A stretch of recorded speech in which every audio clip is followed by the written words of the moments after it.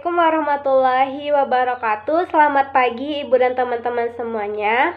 Pertama dan utama sekali, marilah kita ucapkan puji dan syukur kita kehadiran Allah Subhanahu wa Ta'ala yang telah memberikan nikmat kesehatan juga kesempatan sehingga kita bisa melaksanakan perkuliahan, evaluasi, proses dan hasil pembelajaran biologi pada hari ini. Salawat beserta salam tidak lupa pula kita kirimkan kepada arwah junjungan kita Nabi besar Muhammad Shallallahu Alaihi Wasallam dengan melafazkan Allahumma sholli ala Sayyidina Muhammad wa ala ali Sayyidina Muhammad. Baiklah, kami dari kelompok 9 akan mempresentasikan hasil diskusi kami mengenai analisis instrumen tes, objektif dan juga esai. Baiklah, sebelum kita masuk kepada materi kita pada hari ini, saya akan memperkenalkan anggota dari kelompok 9 yang beranggotakan saya sendiri, Nur Aini, sebagai moderator yang akan memandu diskusi kita pada hari ini, dan juga 3 orang rekan saya, yaitu yang pertama Dini Febrianisa, yang kedua Miftahul Jannah, dan yang ketiga yaitu Sarah Melinda. Baiklah, untuk pokok bahasan dalam pertemuan kita kali ini yaitu ada 3 poin. Yang pertama yaitu analisis isi, yang kedua analisis konstruk, dan yang ketiga analisis item, diantaranya validitas, reliabilitas, daya pembeda, indeks kesukaran, dan kualitas option, di mana juga terdapat 2 program untuk membantu menganalisis. Yang pertama yaitu program Anates dan yang kedua yaitu program SPSS. Baiklah, untuk materi yang pertama akan saya jelaskan sendiri mengenai analisis kualitatif instrumen tes. Nah, apa itu analisis kualitatif? Analisis kualitatif itu merupakan analisis butir soal sebelum soal tersebut digunakan atau diajukan. Nah, analisis butir soal kualitatif ini menggunakan format penelaan soal. Biasanya hal-hal yang ditelaah dalam analisis kualitatif merupakan hal-hal yang berkaitan dengan materi soal seperti bahasa serta budaya masyarakat tempat soal itu dibuat. Nah, telaah soal atau penilaian butir soal secara kualitatif juga merupakan analisis teoritis, dilakukan sendiri, bantuan teman sejawat atau dikonsultasikan dengan atasan. Nah, yang pertama yaitu analisis isi. Analisis di bagian isi atau materi itu dapat dilihat dari kesesuaian soal dengan indikator. Hanya ada satu jawaban yang benar. Kesesuaian penggunaan istilah dari segi keilmuan, pengecoh benar-benar berfungsi dan homogen dari segi keilmuan. Selanjutnya yaitu mengenai analisis konstruk. Soal dikatakan memiliki konstruksi baik hendaknya pokok soal tidak memberi petunjuk ke arah jawaban kunci. Nah, artinya soal tersebut dikatakan memiliki analisis konstruk yang baik apabila di dalam soal itu tidak memberikan petunjuk ke arah kunci jawaban. Pernyataan grafik, gambar-gambar ataupun tabel menggunakan kata negatif, ganda, panjang alternatif, dan jawaban relatif sama. Untuk soal hitungan menggunakan jawaban tidak ada jawaban yang benar atau semua benar. Pengecoh benar-benar masuk akal serta pengecoh tidak mengiringi opini ke arah jawaban kunci. Selanjutnya yaitu tentang analisis bahasa. Nah, di dalam soal objektif dan esai ini baiknya tidak menggunakan kata-kata atau istilah yang mendua arti atau ambigu, kalimat lugas, kalimat informatif atau komunikatif, memperhatikan ejaan yang disempurnakan dan tidak menggunakan kalimat lokal. Nah, sekarang kita masuk ke analisis kuantitatif instrumen tes. Nah, tadi sudah dijelaskan sebelumnya analisis kualitatif, sekarang analisis kuantitatif. Nah, analisis kuantitatif instrumen tes itu adalah analisis soal dengan kuantitatif, yaitu penelaahan butir soal didasarkan pada data empirik. Nah, di mana data empirik ini didapatkan dari soal yang sudah diujikan. Nah, ada 2 pendekatan dalam analisis secara kuantitatif, yaitu pendekatan secara klasik dan modern. Nah, perbedaan analisis kuantitatif dan kualitatif di sini adalah pada analisis kualitatif yang sebelumnya itu penelaahan butir soal itu sebelum soal itu diujikan, sedangkan analisis kuantitatif itu analisis soal sesudah soal itu diujikan. Nah, pada slide ini bisa kita lihat peta konsep. Nah, di sini ada analisis. Nah, analisis itu terbagi menjadi dua. Ada analisis keseluruhan dari tes, ada analisis butir soalnya saja. Nah, analisis keseluruhan tes itu terbagi lagi menjadi dua. Ada analisis validitas tes dan analisis reliabilitas tes. Nah, sedangkan analisis butir soal itu terbagi lagi menjadi 4. Yang pertama ada analisis daya pembeda, yang kedua analisis tingkat kesukaran atau kesulitan, nah yang ketiga analisis pengecoh, dan yang keempat analisis homogenitas. Nah, untuk lebih jelasnya lagi akan diterangkan pada slide berikutnya. Nah, baiklah kita lanjut ke analisis butir soal terlebih dahulu. Nah, yang pertama yaitu adalah indeks diskriminasi item atau daya pembeda. Nah, untuk mengetahui intensitas sebuah soal itu dalam hal kesulitannya dibutuhkan sebuah daya pembeda, yaitu kemampuan antara butir soal dapat membedakan antara peserta didik yang sudah menguasai materi yang diujikan dengan peserta didik yang belum menguasai materi yang diujikan. Nah, menurut Zainul, indeks daya beda itu butir soal ialah indeks yang menunjukkan tingkat kemampuan butir soal membedakan kelompok yang berprestasi tinggi dan kelompok yang berprestasi rendah di antara para peserta tes. Nah, patokannya adalah sebagai berikut. Nah, bisa kita lihat di sini ada tabel.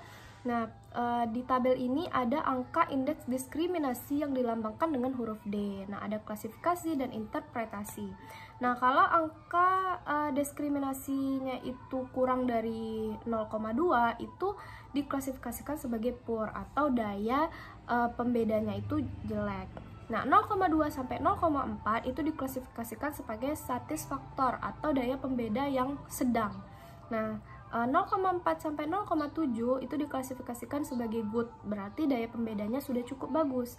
Nah, 0,7 sampai 1 itu daya pembedanya udah excellent, udah sangat bagus. Nah, bagi suatu soal yang dapat dijawab benar oleh siswa yang pandai maupun tidak pandai, maka soal itu tidak baik karena tidak memiliki daya pembeda. Demikian sebaliknya, jika siswa yang pandai maupun tidak pandai tidak bisa menjawab benar, soal tersebut juga tidak baik karena tidak memiliki daya pembeda. Nah, tes yang baik adalah tes yang dapat dijawab dengan benar oleh siswa yang pandai dan dijawab salah oleh siswa yang tidak pandai. Nah, contohnya nih, jika suatu kelompok anak yang berprestasi tinggi dapat menjawab dengan benar suatu tes atau hampir seluruh tes itu dia menjawab dengan benar, dan kelompok yang berprestasi rendah itu menjawab salah. Nah, dikatakan bahwa soal itu memiliki indeks diskriminasi atau yang dilambangkan dengan huruf D. Nah, untuk mengetahui besar kecilnya angka atau indeks diskriminasi ini dapat kita gunakan rumus. Rumusnya yaitu D sama dengan PA dikurang PB, di mana PA itu adalah BA per JA, PB itu adalah BB per JB. Di mana D itu adalah indeks diskriminasi item, PA itu adalah proporsi kelompok atas, dan PB itu adalah proporsi kelompok bawah. Jadi proporsi kelompok atas dan kelompok bawah ini, kelompok atas itu merupakan siswa yang pandai, sedangkan kelompok bawah itu siswa yang kurang pandai. Nah, PA tadi kan BA per JA. BA itu adalah jumlah peserta kelompok atas yang menjawab dengan benar, berapa jumlah peserta yang menjawab dengan benar per jumlah seluruh peserta yang ada di kelompok atas, itu dia JA-nya. Sedangkan BB itu jumlah peserta kelompok bawah yang menjawab dengan benar per jumlah seluruh peserta yang berada di kelompok bawah, itu dia si JB-nya. Selanjutnya itu tentang indeks kesukaran item. Nah, dasar mempertimbangkan untuk menentukan proporsi jumlah soal yang termasuk golongan mudah, sedang dan sukar adalah berdasarkan pada kurva normal. Artinya, sebagian besar soal berada kategori mudah dan sukar. Indeks kesukaran rentangnya dari 0,0 sampai 1,0. Semakin besar indeks perolehan, maka menunjukkan semakin mudah soal. Jika sebagian kecil tidak ada sama sekali siswa yang menjawab benar, maka menunjukkan butir atau sukar soal tersebut susah. Oleh karena itu, peran guru sebagai judgement dalam menganalisis seperti contoh soal nomor 1. Apakah soal itu mudah atau sulit. Nah, untuk rumusnya itu P sama dengan B per NP, di mana B adalah proporsi indeks kesukaran, B jumlah soal yang benar, dan P adalah jumlah peserta yang menjawab benar. Nah, baiklah kita lanjut ke analisis butir soal yang ketiga, yaitu indeks pengecoh atau distraktor. Nah, dalam setiap tes objektif itu selalu digunakan alternatif jawaban yang mengandung dua unsur sekaligus, yaitu jawaban yang tepat dan jawaban yang salah.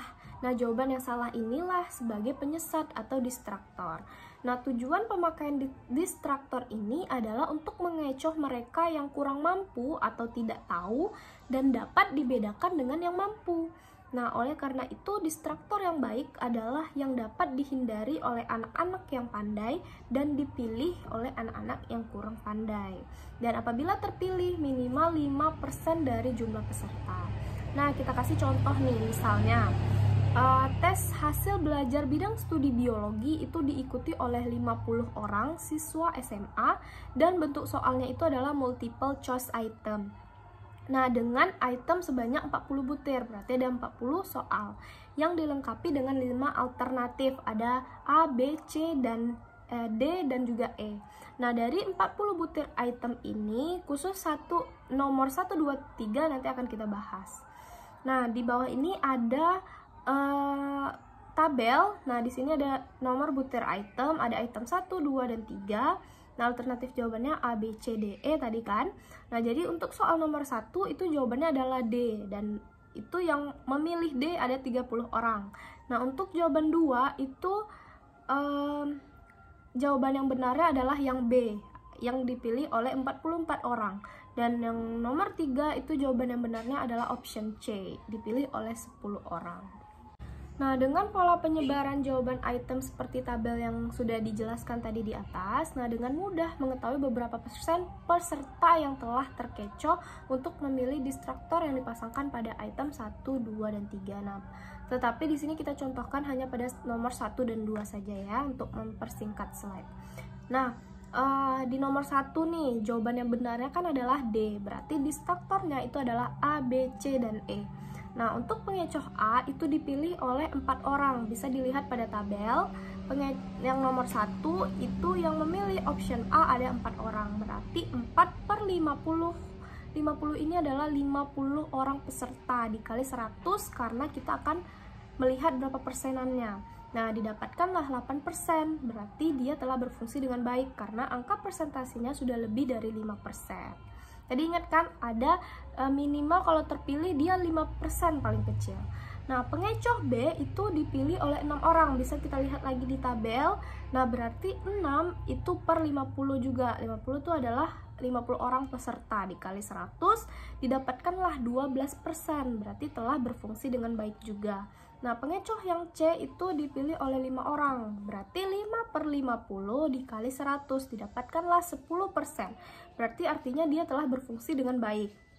Nah, pengecoh yang E itu dipilih juga 5 orang, berarti sama dengan yang C, berarti 5/50 dikali 100, didapatkanlah 10%, berarti dia telah berfungsi dengan baik. Nah, kita lanjut ke soal yang nomor 2. Nah, jawaban yang benarnya yaitu B, berarti distraktornya adalah A, C, D, dan juga E. Nah, untuk pengecoh A itu dipilih oleh 1 orang, berarti 1/50. 50 adalah banyaknya peserta dikali 100 karena kita akan dalam bentuk persen. Nah, dihasilkanlah 2%, berarti dia belum berfungsi karena minimalnya adalah 5%. Nah, pengecoh C dipilih oleh 2 orang, bisa dilihat di tabel lagi ya kalau lupa. Nah, berarti 2/50 dikali 100. Nah, berarti kan dapatlah 4%, berarti dia juga belum berfungsi dengan baik. Nah, untuk pengecoh D dipilih oleh 1 orang, berarti 1/50 dikali 100, didapatlah 2%, berarti dia juga belum berfungsi dengan baik. Nah, yang terakhir pengecoh E dipilih juga oleh 2 orang, berarti 2/50 dikali 100 didapatlah 4%, jadi dia juga belum berfungsi dengan baik. Jadi keempat distraktor tersebut belum menjalankan fungsinya dengan baik seperti yang diharapkan. Nah, jadi artinya di sini pada soal nomor 2 distraktornya itu tidak berfungsi, sehingga memang banyak siswa yang memilih jawaban yang benar karena ternyata distraktornya itu tidak berfungsi dengan baik dan dia tidak bisa mengkelabui siswa yang kurang pandai agar memilih jawaban yang salah. Nah, baiklah kita lanjut ke analisis butir soal yang keempat, yaitu indeks homogenitas. Nah, homogen atau tidaknya sebuah butir soal itu diketahui dengan cara menghitung koefisien korelasi antara setiap butir soal dengan skor total.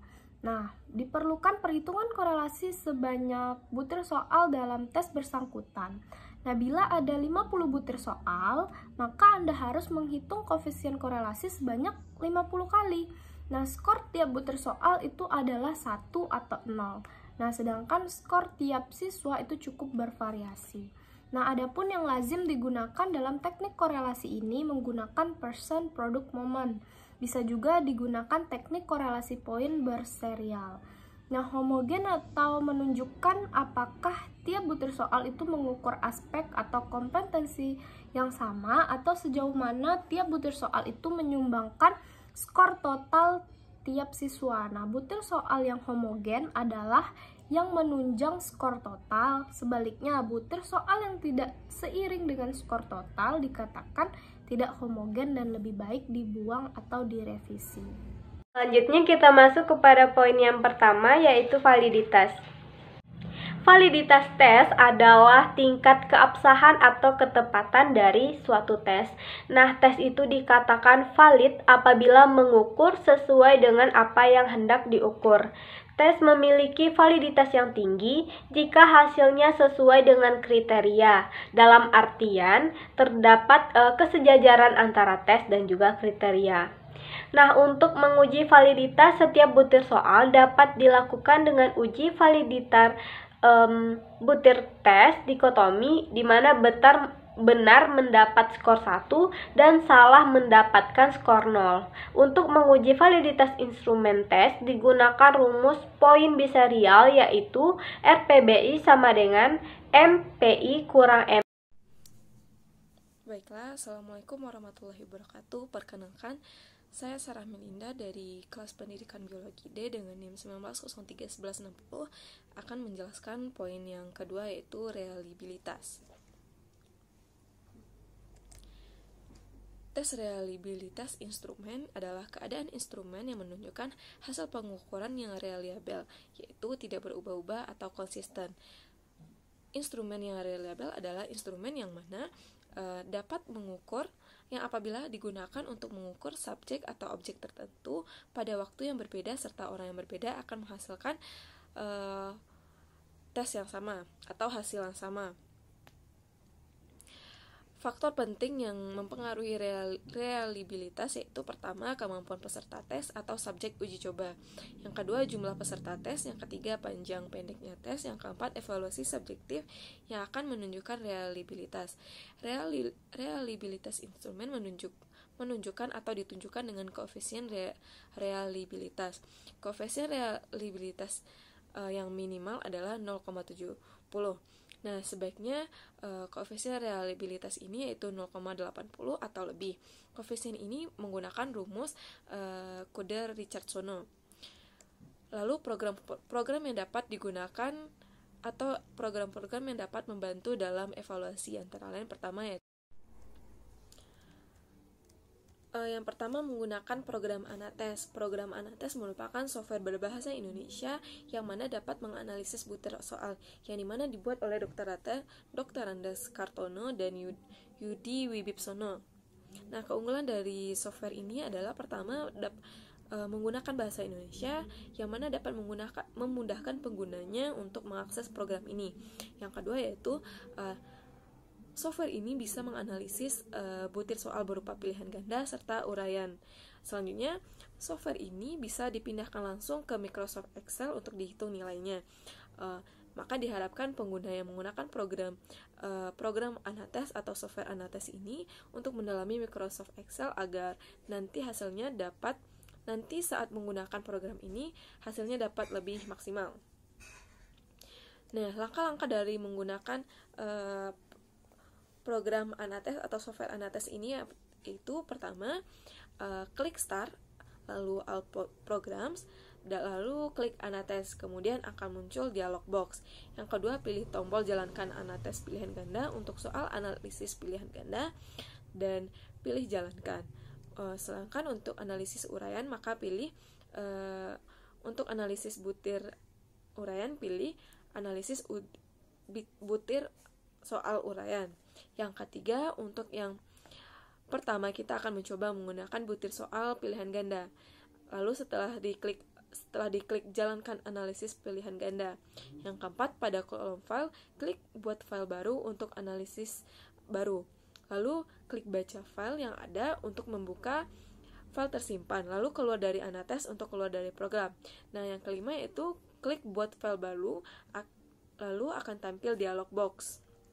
Yang keenam, pada jumlah subjek, tuliskan jumlah peserta tes, jumlah soal, dan jumlah option, kemudian klik OK. Yang ketujuh, masukkan kunci jawaban masing-masing nomor soal, tuliskan masing-masing nama peserta tes dan jawaban peserta tes untuk masing-masing soal untuk semua peserta. Nah, yang ke-8, entry data selesai, kemudian pilih klik dan kembali ke menu utama. Dan yang ke-9 itu pada kolom penyekoran, pilih oleh semua otomatis. Yang ke-10, proses analisis selesai, pilih cetak ke printer untuk mencetak langsung hasil dari analisis soal tadi. Nah, yang ke-11, kembali ke menu sebelumnya pada kolom file, lalu pilih simpan. Dan ke-12, klik keluar dari Anates pada dialog box, lalu klik yes. Nah, yang kedua menggunakan program SPSS. SPSS merupakan sebuah program pengolah data yang sudah sangat dikenal di dalam dunia pendidikan. Penggunaannya sangat mudah untuk dipahami. Semua data diketik di dalam format SPSS yang sudah disediakan. Lalu setelah selesai, kemudian tinggal memilih statistik yang akan digunakan pada menu analisis. Misalnya, uji validitas butir atau reliabilitas tes. Diklik pada menu analisis. Kemudian pilih correlate, lalu pilih bivariate. Untuk uji reliabilitas, pilih reliability. Di samping itu, program ini dapat digunakan untuk analisis data kuantitatif secara umum. Nah, pada slide dapat terlihat itu contoh penggunaan program SPSS. Yang pertama, siapkan data dalam tabel. Yang kedua yaitu langkah-langkahnya. Pertama, klik variable view, ketik siswa pada kolom name, kemudian klik pada kolom tipe, pilih atau diklik string. Ketik S1 pada kolom name di bawah siswa, atau S1 untuk soal nomor 1. Yang kedua, ketik S2 pada kolom name di bawah S1. Yang ketiga, ketik S3 pada kolom name di bawah S2, dan seterusnya. Nah, ketik jumlah pada kolom name. Untuk menghitung jumlah, klik transform komputer.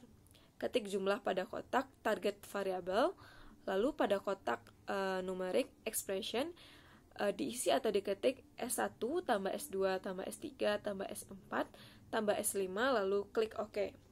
Nah, untuk menghitung validitas butir, klik analis, lalu correlate, lalu bivariate. Lalu kotak variabel diisi S1, S2, S3, dan S4 dan jumlah. Lalu klik percent, klik to tilet, klik flag significant correlation, lalu klik OK. Nah, untuk menghitung tingkat kesukaran, pertama, klik analisis, deskriptif statistik, lalu frequency. Yang kedua, klik variabel diisi S1, S2, S3, S4, dan S5. Lalu klik statistik, klik min. Lalu klik continue, klik OK. Min dan skor maksimal setiap butir dicatat, kemudian diketik dalam format SPSS. Klik transform komputer. Klik TK pada kolom target variable. Selanjutnya pada kotak numeric expression diisi atau diketik min atau skor maksimal. Lalu klik OK. Nah, untuk menghitung reliabilitas tes, pertama yaitu analisis, lalu scale, lalu reliability analysis.